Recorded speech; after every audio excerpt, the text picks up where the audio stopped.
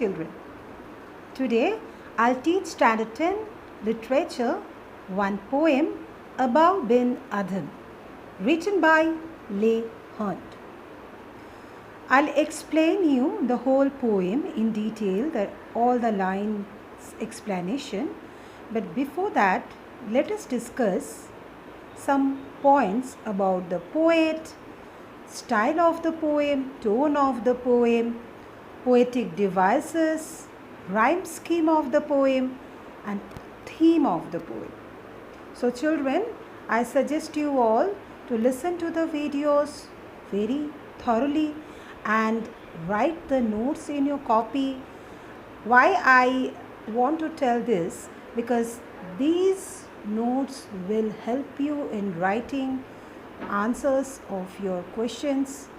And apart from that, one more thing you can do, you can take the screenshot of 1 notes video and you can take the printout so that the notes will be with you. So let's start with about the poet. Leigh Hunt was an English poet, writer, essayist. He was a very learned man and had studied classical literature and foreign languages well. Style of the poem. The poem is a parable. What does it mean? It is a story with moral. Parable means a story with a moral. It teaches us that the service to one's fellow men is the highest act of worship. Coming to the next point, that is tone of the poem. The Poem-Abou Ben Adhem by Leigh Hunt is invested with a spiritual and humanistic tone. It promotes a positive outlook on life by emphasizing values like helping fellow men in need and spreading joy and happiness.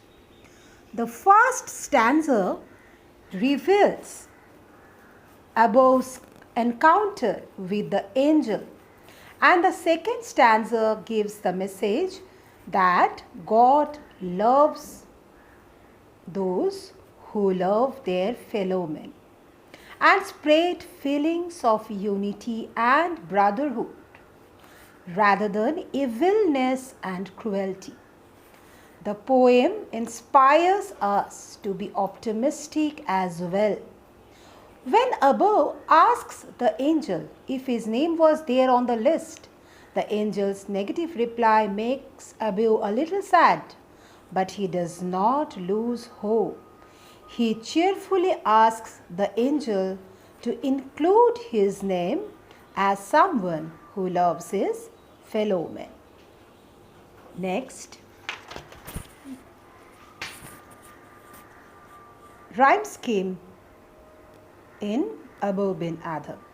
The poem Abou Ben Adhem by Leigh Hunt is composed of 18 lines divided into 2 stanzas. The first stanza is made of 14 lines and the second stanza is made of 4 lines. The poet follows a single rhyme scheme throughout the poem. The first line rhymes with the second, the third line rhymes with fourth, the fifth line rhymes with the sixth, and so on. You see the poem, it's like that only. Abou Ben Adhem, may his tribe increase. Then peace, room, bloom, gold, bold, like that. Coming to the next, that is Poetic Device in Abou Ben Adhem. First one is alliteration.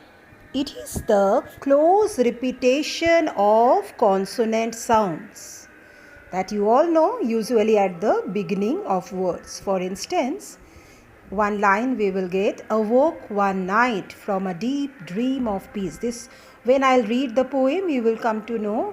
This is, you see in your book, if book is there with you, this is the second line, I suppose. So awoke one night from a deep dream of peace. Here deep dream, DD, alliteration. Answered the names of those who love the Lord. Love Lord, LL.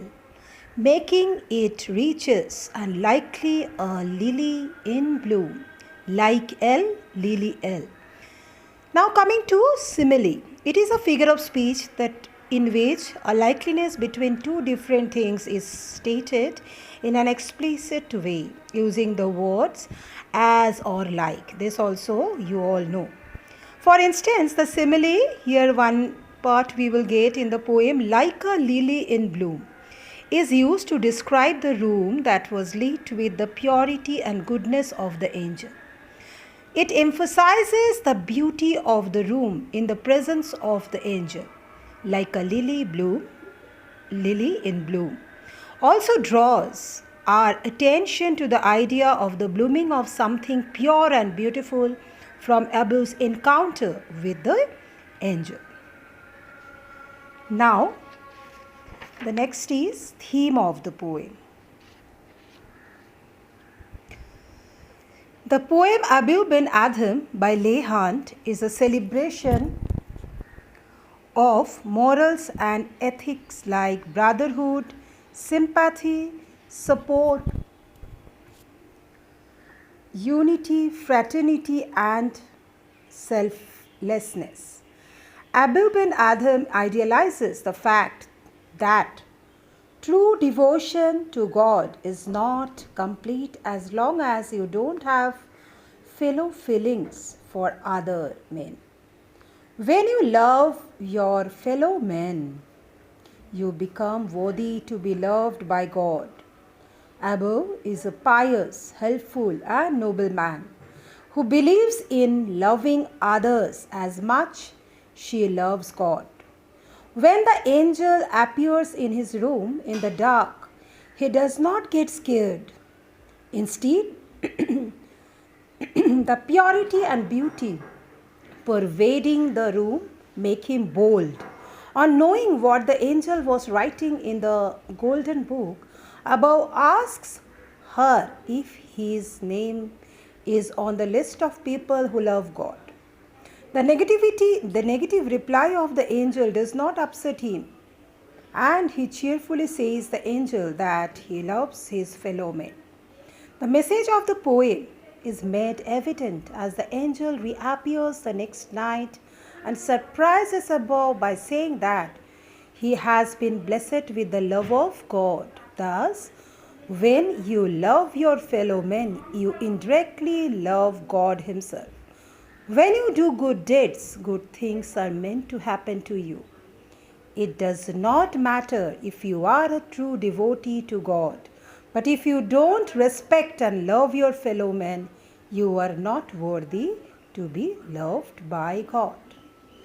So this much I have said in this video.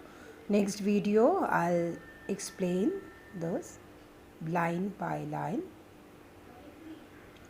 of the poem. Thank you.